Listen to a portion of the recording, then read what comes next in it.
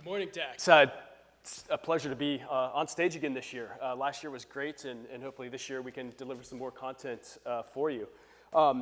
Interesting title, Space Race to Cybersecurity. What's that even mean? For those who grew up in the 80s like I did, I was enamored with the space shuttle era, space camp, which I never got a chance to attend. But as some of those early dreams as a child that led me to pursue degrees in engineering and computer science, and then the doors that opened for me to work those skills and tailor them led me down a different career path. So it's been really interesting over the past couple years that I'll share what we've been doing related to the space domain, how multiple disciplines and interests have started to blend within technology and et cetera. So the big question is, are we in a new space race, or are we in one that just never ended? And I'd argue that we're in one that never ended, but it has transitioned from a battle of political interests, from communism against the West, to more one of economic opportunity. And the players have grown to include quite a bit of commercial industry, as well as the governments across the world that have the resources and intent to put assets orbiting the planet. So with that, how does that fit into DAX? Well, everything's about data, right? We focus on data, analytics, and exploration, which has kind of driven man since the beginning to explore everything, including the space domain. Recently, in the past number of years, it's been clear that space has been considered, or detailed as a highly contested domain. The evolution and the speed at which it's evolving is outpacing a number of other areas. And that's where we really need to rely on the human-machine teaming, generate some good AI/ML-backed augmented analytics to really influence and make humans do things a bit faster. So all that said, I'm going to step back in time a little bit and talk about where I think all this started. And a lot of us who have studied history remember 1957, or at least in the history books of 1957, where the Soviet Union beat everyone to put a satellite in orbit around Earth. And it lasted roughly 3 weeks until its batteries ran out and then just kind of remained, degraded, floated. I actually don't know what happened to Sputnik. And that's kind of what kicked off the official space race internationally. That lasted officially till about 1975, when there was a handshake broadcasted around the world between Soyuz capsule and American capsule of astronauts and cosmonauts. And that's where kind of things fizzled down and everybody started playing well. International Space Station came back online. But I also believe that's where commercial industry really started to understand what we could do that wasn't just centric to governments. We started getting a lot of companies coming in. That's where GPS was early born, communication satellites, Earth observabilities, et cetera, et cetera. And now manufacturing in space is really a hot button. We'll talk about one of our partner companies that we work with in a bit, but their whole goal is doing manufacturing in space. Not quite at the Star Trek USS Enterprise level yet, but they're making grounds that are quite impressive moving forward. So let's start here, critical infrastructure. This is the interesting start of everything. Space is not listed as one of the 16 sectors of critical infrastructure yet. This is published by DHS CISA. And it's interesting, though, because across all the critical infrastructure components for financial, defense, emergency services, transportation, government, space assets are heavily relied on in each of those. So it's been interesting how we have not seen its own sector, a 17th sector, really be added to that list.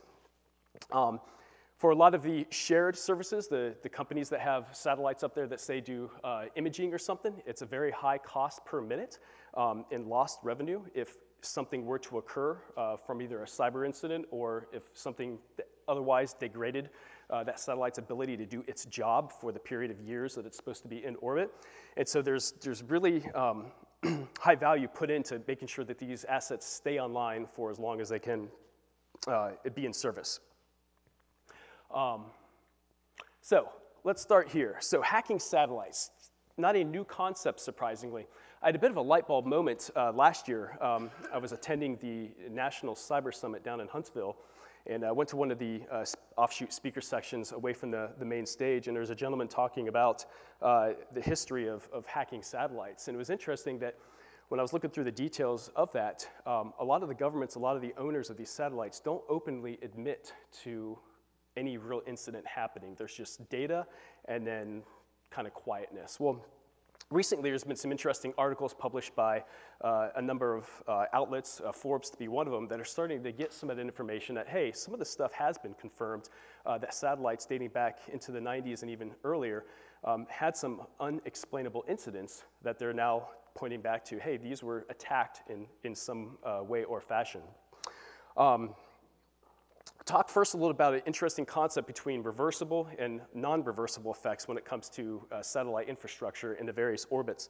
You have reversible effects, which temporarily disable something, but the satellite ultimately comes back online and is able to conduct its job for however much longer it has in its service life. And there are non-reversible effects, which effectively for the computer nerds in the group, hopefully that's everybody, you brick the satellite, and now you just got a piece of orbiting junk floating around the Earth, which is a big problem.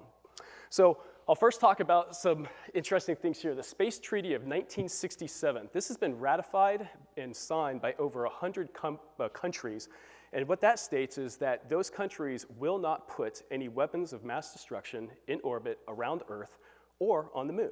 And so it kind of made space kind of a friendly playground, so to speak, as that stands. But it did not prevent, or has no wording in it, for conventional weapons in space. And so there are space weapons, there are satellites that may or may not be equipped with projectile weapons, guns, or lasers, or other directed energy weapons, etc. So it's kind of an interesting thing. If you've never read it, go take a look at it. There's lots of stuff online as more and more attention is brought into the space domain. Mentioned the French Syracuse satellites are aimed to be deployed around 2030. They've already said that they're going to have machine guns or lasers mounted on them for any incidents that may require them to use them, which is kind of an interesting thing. Orbiting refueling stations, so that's a thing now. Kind of think of space drones. So I think Russia most recently proved one of these technologies out with what they call their nesting doll satellite, which actually carries a sub-satellite inside of it. Sounds very James Bond-like, but it opens up and can kind of send out a small servicing vehicle that can actually approach another satellite in orbit in what we would consider unsafe distance. So it means it's close enough it can touch it, so to speak, or at least image it and survey it in significant detail. And then once it's done, whatever that is it's doing, imaging or physically touching that, it'll kind of come back in, be swallowed back up in its parent, and go about its business. So that's an interesting piece. Orbital reef, so this is kind of combining and bringing in some of the stuff related to the commercial sector.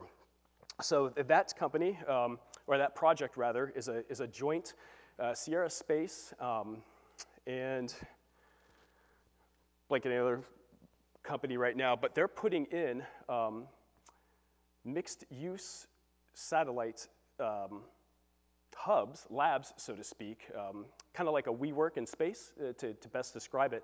And that's supposed to be coming online by the end of the decade. If you've not looked those up, they're pretty interesting. They actually use pressurized capsules now as part of the bodies, and as the ISS gets retired, end of life, these are some of the replacement ideas and ventures that are going to ultimately be looking to the future. And this is really interesting, grappling satellites. So while the Russians have the nesting doll satellite that can kind of approach other assets, China proved that they actually can go in and physically grapple a satellite and pull it into a different orbit or out of its orbit pattern. I think it was 2020, they proved out that technology and actually pulled one of their satellites into a graveyard orbit, which is, if anyone's ever gone out and looked at some of the real-time space debris monitoring websites out there, and you can see all the different orbit patterns, and if you zoom all the way out beyond LEO, MEO, and GEO, you'll see these weird decayed orbits. That's where defunct satellites that are too big to potentially break up yet and go through a re-entry, always aiming at Point Nemo in the ocean. And so lots of different countries have stuff sitting out there in that decayed orbit, but they were able to grapple and pull that out, release it, and then kind of put itself reinsert itself back in that orbit. So all very concerning technologies as we continue to put more and more stuff in space. And my goal today, based on this history, is to discuss how we have leveraged some digital engineering solutions to address, in a more rapid fashion, cybersecurity of some of these assets. And we do so kind of following classic defense in depth and like layered cybersecurity approaches, but we need to test those quickly, and we do all that with data, as opposed to having access to physical vehicles or flat sat assemblies. So see, these are some of the attacks and the reasons why someone would attack a satellite today. There's 6 primary ways that they do that. High-powered microwaves, right, so directed energy. Radio frequency jammers, right, just knock out comms between 2 birds or from the ground station up to the orbiting assets. Lasers and laser technology continues to evolve and innovate to where they're going to be powerful enough that they can actually go in and slice and dice as opposed to just knock out sensors or oversaturate, et cetera. Chemical sprayers, which is kind of an interesting thing given the atmosphere or the lack of atmosphere. Kinetic kill vehicles, so think about this as having a satellite that actually has the ability to either deploy a sub-satellite or itself was deployed for the purpose of ramming something else. And I'm sure you can understand that when that happens, a ton of debris is created. And so everything orbiting the Earth, roughly 10 centimeters and larger, is heavily monitored. And we have the ability to monitor all the way down to about the size of a small marble, if needed to. And all that stuff is floating up there and causing a ton of issue. And of course, the robotic mechanisms, which previously I talked about, the grappling satellites, and whatever else is on the horizon across the world in development that we may or may not know about. So these are some of the reasons why we would do some of this stuff or have it done to some of our infrastructure. So a couple key examples. About an hour before Russia's invasion of Ukraine recently, as we continue watching that ongoing conflict in the European arena, Russian government hackers attacked Viasat and actually knocked out communications. What they didn't know is that it had overarching reach into Europe and some wind farms and a broader communications community, which probably allowed people to more rapidly identify what was going on. But this is an example of kind of how modern warfare is pulling in the space domain, but still following the classic strategies and tactics of attacking critical infrastructure first when we're trying to do these penetrating strike or initial strike activities. We will see China do the same thing if and when they invade Taiwan. They will attempt to blind the rest of the world while they do their physical strike on the mainland over there. So this is a very interesting, we're learning a lot by the Russia-Ukraine conflict at the moment. And then example number 2, kind of stepping back in time a little bit, just to say, hey, this has been going on for a little while. Back in 2007, Landsat 7 was one of the Earth observable satellites that has finally been confirmed, did experience an outage for a period of time, and that was caused by an intrusion, a cyber attack. So this is where things get interesting. So we've been looking at the space domain and how we can help it with our backgrounds in cybersecurity, AI, and our partners who have kind of that aerospace background, which I'll get into in a minute. But in 2020, Air Force Research Labs also knew that they have an ongoing problem. They're the kind of the people who ought to know, right? And so they started this Hackasat program. And Hackasat is effectively a capture the flag style hackathon event, but focused on space assets. They've done 3 of them now. We've actually participated in the past 2. And initially, there was hundreds of teams that came out to participate in these cyber challenges. And the top teams, the top 8, and then they keep whittling down, top 3, continue kind of making headway into what the final event is going to be, which is at DEF CON 31 within the Aerospace Village coming up. And that's actually going to be conducted on a real satellite. I think it's a 3 or 4U CubeSat that's been purposely built as kind of a hacking platform. And it was just launched this past week. June 5th, it went up in the SpaceX rocket that was rendezvousing with the ISS. And I think it's currently whether payload deliveries came to the ISS on that launch. And they will then put it into orbit. And I think the goal is to have it online sometime in August to ramp up for the next event. So Hackasat 3 was the most recent one. And they're generally hard. Like anyone else who's participated in CTF events, you get some easy questions out of the gate. Oh, hey, it's okay, that's encoding, encryption, okay, cool, got it. Oh, hey, what's the delay if I'm doing communications from ground to satellite? Oh, hey, let's look for stuff that's more 40 millisecond delay as opposed to quicker, 8 millisecond delay. They escalate quite quickly, and they include a lot of vehicle Keplerian motion and Keplerian physics stuff, right? You've got, a lot of unique non-atmospheric things pulling and tugging and causing satellites to remain at their proper orientation in orbit, et cetera. And so that's going to be a really cool thing to keep our eyes on. And we did not make the top 8 for this. I think we were like 31st this past year, and I think previous to that we were up in the 40s or 50 if I remember. But I think over 800 teams initially participated, so we'll take that. And it's an international competition, so the cool thing is like everybody from everywhere is doing it. And I think if I remember correctly, Poland has got a pretty strong team. So it's kind of interesting thing to note related to that.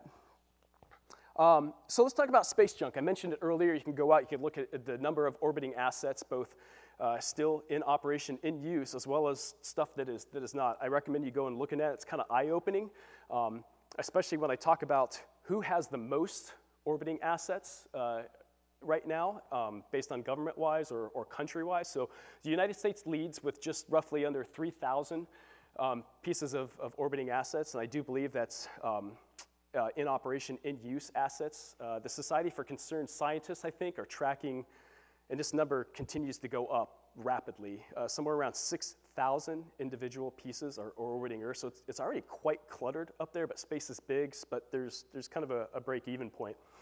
China is not a close second. They have about 467 pieces. UK follows, and then Russia and Japan, both sitting with 100 to 200 orbiting assets. And of course, we know from a commercial standpoint, who here in the United States owns the most orbiting assets? SpaceX, right? They keep launching them by the hundreds and thousands, specifically related to Starlink. So we've got some problems up there. Highly contested environment, lots of debris. If anything, the size of, say, one of these marbles, let's call it 3 millimeters, 5 millimeters, 6 millimeters in size, can devastate and essentially destroy a satellite orbiting. Older satellite technology, thinking stuff like the Hubble and some early communication satellites, they're quite large, right? But if you think about modern satellites who are designed more quickly in a modular format, they're called CubeSats. 10 centimeters is typically a 1U CubeSat. So they're about this big. We've got a couple mock-ups hanging in our lab in Columbia here, and then they can do those. So I think Moonlighter, which is the Hackasat one, is going to be 3 or 4U, as I said, and what that includes is kind of your minimal base payload that you would see typically on that. You have a star tracker, which is a way for it to just do celestial navigation. Takes a picture of star patterns in deep space, captures the most brightest one, looks through its catalog, says, oh, hey, this is my orientation, and that can inform it to kind of change on X, Y, or Z axes in minute movements. Those movements are typically done by reaction wheels, so you have a reaction wheel, 3 of them per axis on board one of these things, and they spin like a gyro and just keep that vehicle stable, right? So if you're trying to image this spot of the planet, you want to make sure that everything's stable as it's moving very quickly around the Earth. And then whatever payload, power harvesting, right? They're going to have big battery banks because they charge when they have access to the sun, they dissipate when they don't. And then whatever compute piece on there for doing kind of the hacking challenges and probably making sure that it's can be unbricked, right? They kind of create a sandbox environment, and if it gets hosed, they got the ability to go in and kind of bring stuff back to normal. So lots of junk up there. Sometimes with new launches, this is one of the things they're absolutely monitoring, and it's growing. There is another company, another venture I didn't note in previous slide, that is going out there and looking to start collecting space debris, kind of like Mr. Trash Wheel in Baltimore. Kind of picture that as more of a space asset, and it's something that's going to be deployed soon, and it's absolutely needed. All right, cool. So very quickly went through some background. Satellites can be hacked. This is how they're hacked, space race, et cetera.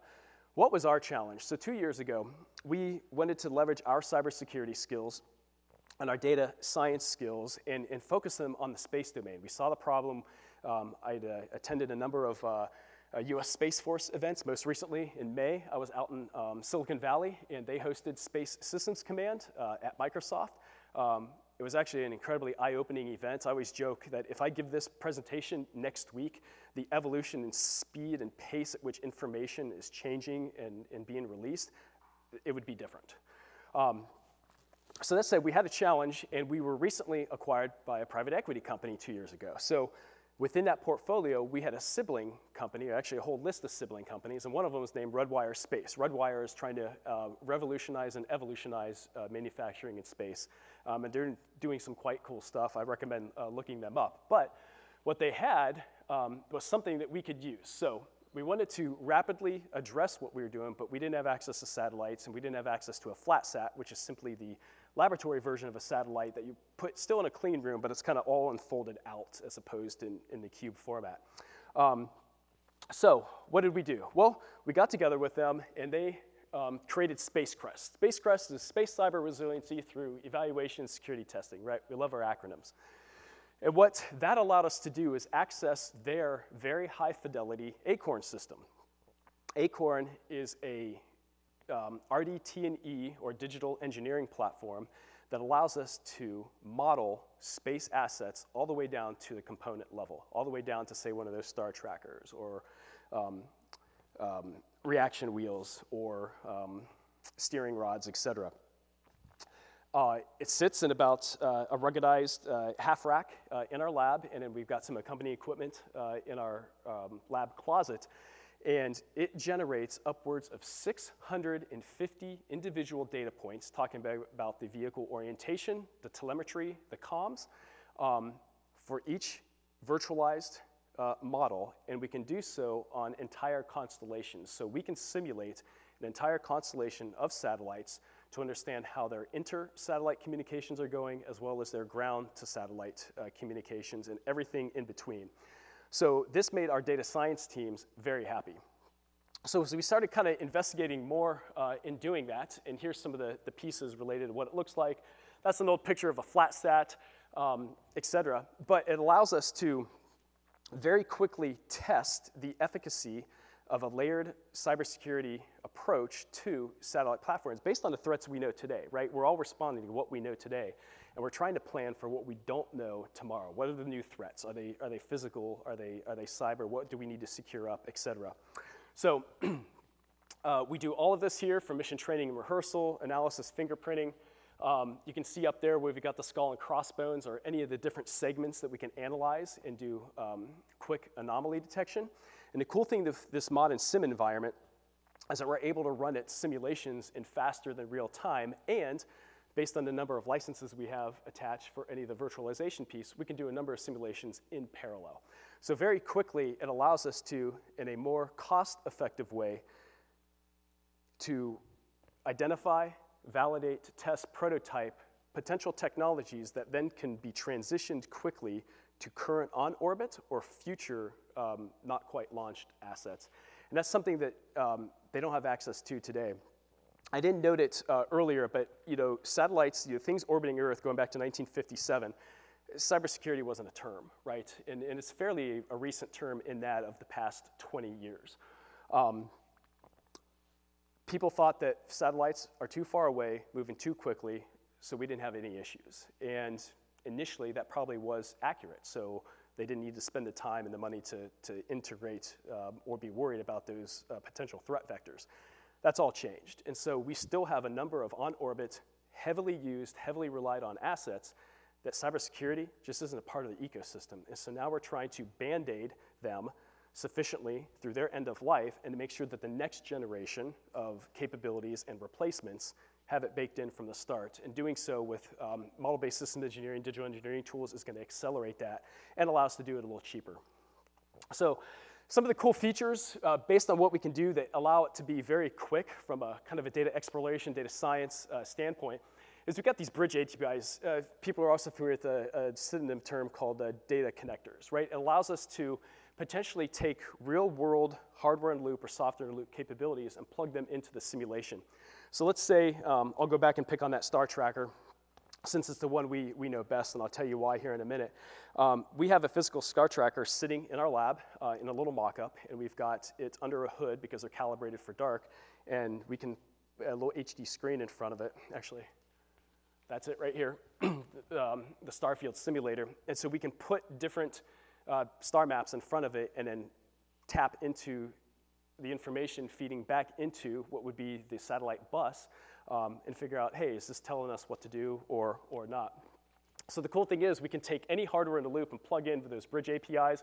We can drop in any ground system software, whether it's from Zodiac, Cepheron, Major Tom, et cetera, and then run a whole slew of analytics across these things. And it's been kind of very interesting and eye-opening. So jump into here, this is kind of cool. So this is some of the dashboards we've created up top. So everybody loves working in data, right? Data is awesome, but you gotta make data kind of a little more visually pleasing to a wider audience. So up here, we created this dashboard. We have 3D renderings of the satellite mock-up. We need to do one for Moonlighter because I think it would be more appropriate based on our simulated experiments in the lab. But one of the demos that we do is we actually go in, and for a lot of universities and lower cost, just scientific application, hobby application based stuff, you can go launch a CubeSat. Tens of thousands, few $100,000 is not a lot of money to get something in space today. And there's a lot of universities and even some high schools that are doing so. But when they do so, they're trying to make things easy on the students and everybody to access the data and stuff. So in one of the demos we do, we actually put a exploitable web server as one of our software in a loop pieces, and then we show using Metasploit how we can get a reverse shell in, which now gives us access to our simulated satellite bus, and we go ahead and we impact one of the reaction wheels to make it spin out of control. Now, that's considered a reversible effect because the satellite's core computer can detect when something is not right based on its orientation and telemetry, and it will go into a safe mode, but that takes minutes for it to kind of recalibrate, resync, and get back in. The unique thing there, what we pass to our data scientists is looking for trend analysis, the seasonality, and that true anomaly detection using things like isolation force.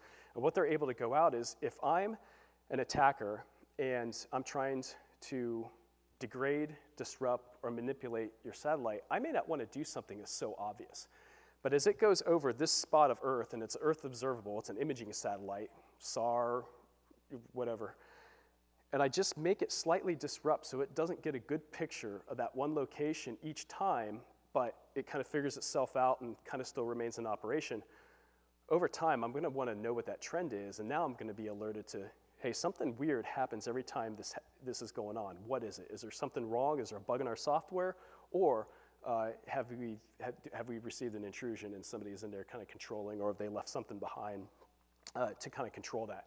So we show that. It's kind of a cool demo, and our data science team, is doing tremendous stuff with it. So we created these dashboards, which allow us to hand select. We don't want to show everybody 650 individual data points. They'll drown in it, right? So we hand select the ones that we think will matter most, but more importantly, show the largest deviation when an event, as we call it, occurs, so it can be most alerting to, let's say, an operator or someone who's trying to monitor that orbiting asset.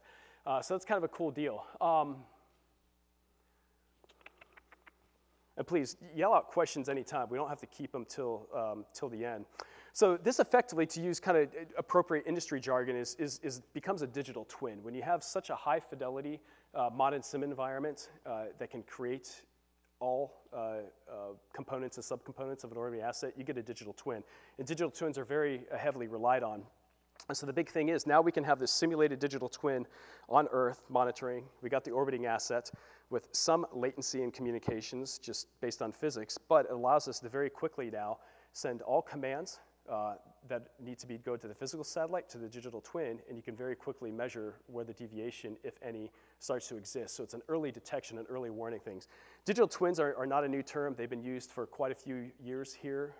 Originally folks like NASA, AFRL and stuff, but now they're becoming more prevalent as folks like DARPA and other defense agencies and even commercial companies within the space segment realize they need to monitor their assets a little more effectively. So kind of the current gaps, cybersecurity standards. So currently there's no real globally accepted standards for cybersecurity as it's regulated for space-based systems. That's hard, right? And so we may have some here in the States, but it's such an international community. NASA works very closely with the European Space Agency and a number of others. And so that's an issue. Interference and jamming, so space-based communications and navigation and anything under the PNT, position, navigation, timing umbrella are very susceptible to easily things that degrade those comms patterns. So engineers need to come up with better, more robust ways to make those a bit more resilient to the microwave interference, the jammers, the dazzlers, right, which simply oversaturate sensors and kind of temporarily leave them. We've talked in depth about kind of the cyber aspect of stuff. As with cybersecurity, researchers now looking at information technology and operational technology here on the ground, we're always finding stuff out every day, every week, right? New threat vectors, new things we need to change in the ways we design, build, develop systems. So that's kind of a gap that needs to kind of continue to be filled in. Insider threat, this isn't going to go away. We've had that for millennia, and we're going to continue moving forward. But leveraging data and data analytics for detection of activities and behavior that might lead to insider threat detection is going to help, kind of that human-machine teaming. And situational awareness, so coming back to kind of those digital twins, how can we better identify or better be alerted when some type of event occurs that we can quickly identify as a cyber attack, or hey, something in the satellite vehicle itself is just degrading because space is harsh, right? So with that, wow, I went through that quickly, and I got a few minutes left. So let's turn it over to questions. I make a bit more interaction here with the audience based on all this stuff. Questions? Hacking satellites? Hack-a-sat? Yes, sir. Yeah. You mentioned that you guys digital twin technology. Yeah. Does that allow for like sandbox capability inside a digital twin, or is it only like a control? No, 100%. So the purpose of that digital twin within the Acorn environment that we're using in partnership with Redwire is to create something that is a sandbox. So when I mentioned that the demo that we have allows us to attack something in a virtual web server that then gives us kind of full access to the satellite itself, that's the environment that we do so in. Yeah, great question.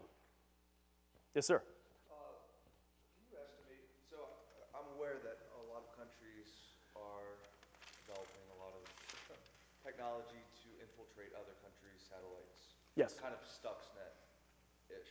Yeah. Are there a lot of satellites that probably have malware that nobody knows about? They're waiting for one day to trigger something. That's a great question. Is there an estimation overall too? Yeah. How prevalent it is? That's a great question, right? So you're talking about industrial control systems, right? Critical infrastructure, satellites are of that community. And then there's the supply chain issue, right? Which is a real interesting piece and something else that we do as well. But if you think of producing a satellite assembly, you're using typical large system integrators, SIs, right? You know, pick on the big ones like Boeing, Lockheed, Thales, Aerospace Corp. There's a lot of big companies out there that have been doing the assemblies of satellites for years.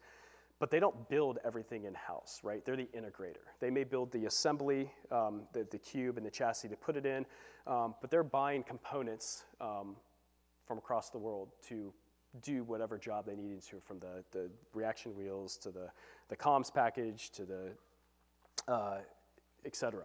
So yes, I say that there's probably challenges we need to shore up within supply chain, but that's part of that supply chain on the ground as opposed to up there, but it's a new avenue, it's a new area that we need to focus those efforts. So to more easily, I wouldn't be surprised, I don't have any examples now, but that's a classic vector of getting something in and attacking it at the component level.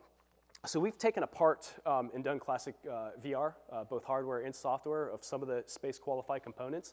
And we had an interesting hypothesis going back 2 years ago when we established this lab that, hey, I bet that space-hardened embedded systems, we'll call it, are no more cyber resilient than what we use here from IoT, connected devices, et cetera.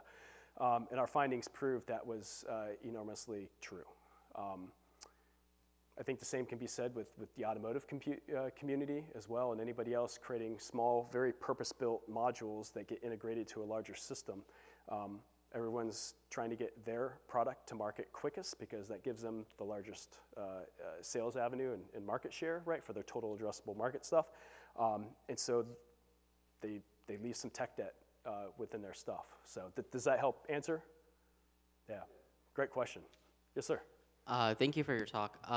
So I had a question about that treaty that you mentioned. I think it was in Space Treaty in 1967. Yeah, that basically said you can't put nuclear weapons in space. Right. But there are some exceptions because you mentioned the French are planning to put in 2030 like machine guns and laser. Conventional weapons. Conventional weapons. Yeah. Do you foresee? Do you foresee more countries doing that to like knock out others, other rival satellites? That's a great question, and I could talk about that for hours. Yeah, it's very interesting, right? There's the offensive and the defensive standpoint, right? The offensive standpoint is like, hey, we want to maintain superiority within the space domain, this new highly contested area, to where it's kind of a fight of rich nations, really. But those rich nations also rely heavily on all of the things satellites enable to their respective daily lives, right? I mentioned GPS, rural internet, communications, sat phones, Earth observability, et cetera, right? So there's absolutely a reason to defend, but there's also a reason that they want to go in and disable, right? More than just for precision military strikes related to that. It's just hey, we can knock out this stuff, and we know it'll take them a number of months and millions, if not billions of dollars to replace all of that. There was one startup company, and I think they've gone under now, right? Was it Virgin Orbit, right? They were trying to do the rapid launch from 747s, so it's kind of decreasing the ability to go platform, multi-stage to orbit. They were trying to decrease those stages, but specifically, they were trying to answer a DoD goal of doing rapid response. So being able, I forget the hour. I'm going to say 24 hours because I forget the exact time frame they wanted to, but to get something back in orbit to either replace or for a tactical need. And that's still a goal that needs to be met, but that kind of goes back to what you said. Yes, there's going to be defense-based weapons to keep stuff away, and there's going to be kind of that offensive weapons to what we call D4M, deny, degrade, disrupt, destroy, or manipulate other assets for the purposes of warfare. Okay, thank you. Yep.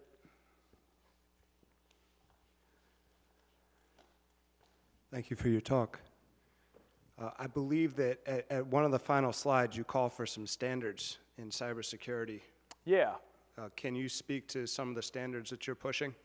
Yeah, well, not so much we're pushing because we're kind of we're exploring the data and we're identifying some of this stuff, right? So I've not been in any talks for any new policy, but I know DARPA, the acronym is SARA, S-A-R-A, has a program where they're trying to come up with rapid response to cyber, right? And there's U.S. Space Force was recently created, right? And they have a whole office in there that's trying to identify what some of those standards are. But they're going to be borrowing from stuff that we've done down here. So we've got secure Linux, right? So a lot of embedded systems these days run some aspect of Linux because it's easy, it's small, and we know it. We know how to secure it. We know how to do it, and it's extendable. We can do whatever we want on it from a payload, compute, et cetera standpoint. So adopting some of the common sense best practices within information technology and operational technology and blending those would be a good start. Legacy satellite communications from Earth to orbit were not encrypted. That has changed, but early ones weren't, and that's because early transceiver technology was issues caused due to radiation and the other harsh conditions in space. And so they were trying to do everything to keep their bit error down, and they didn't have to replay. So you could imagine the keying and the encryption management nightmare that was for the early engineers, just trying to get a link closure at those distances with those harsh environments from atmospheric to beyond the Kármán line. But that's changed, right? We continue to evolve kind of those comms channels and stuff. So encrypted comms are an easy one to pick with. I mean, that's anywhere you go, even with email and stuff. So yeah, does that help answer? I guess I was thinking more of standards like RSA, which is under attack in recent years. So what say block cipher algorithm to use? So interesting. Another topic, we've hosted a number of quantum AI sessions over at Dreamport, which is US Cybercom's rapid accelerator piece, and I come back to something that was there. We hosted, or helped host, one event that was looking for what we call quantum convergence. So when is quantum computing going to actually produce something that's usable for the masses, right? Which is a good question, right? A lot of research is being done, a lot of experimentation, but we don't have anything yet. The first area, I think, within that umbrella that we're going to see the most success is quantum keying, and how that impacts cryptography.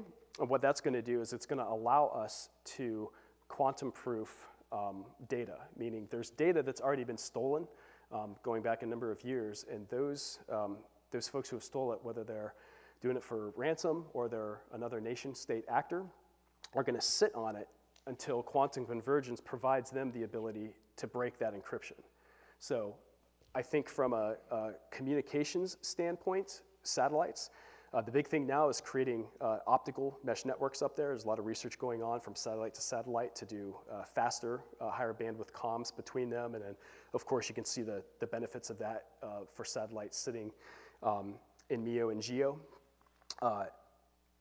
That'll probably be where it addresses that thing, is trying to quantum proof and get the key management pieces. And that's not my background. I just been doing a lot of research adjacent to that, but I do know that's a big area of research right now.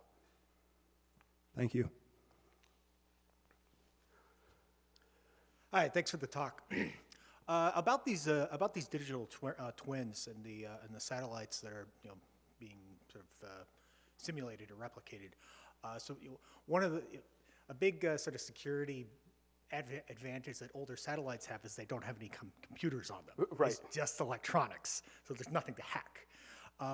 So what I'm wondering about these digital twins is can you take?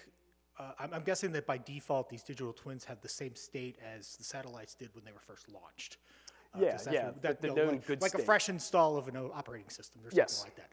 But and I don't know how much the persistent storage on these satellites might change while they're in orbit or doing their thing. But I'm wondering how easy is it to take like an image or a snapshot of a satellite that's been in orbit for a while, it's been used, and put that image onto one of these digital twins. So now you have a simulation or a digital twin of the satellite, an exact copy of it at that time. And then you can I'm just sort of imagining a use case here, do forensics on it or do some sort of like fuzz testing to to find out, is there any malware on this satellite and what are the consequences of it being activated? Yeah, and that's exactly what they're used for. So you say a snapshot, but yes, typically the OEMs, the satellite manufacturers, will have a model, right?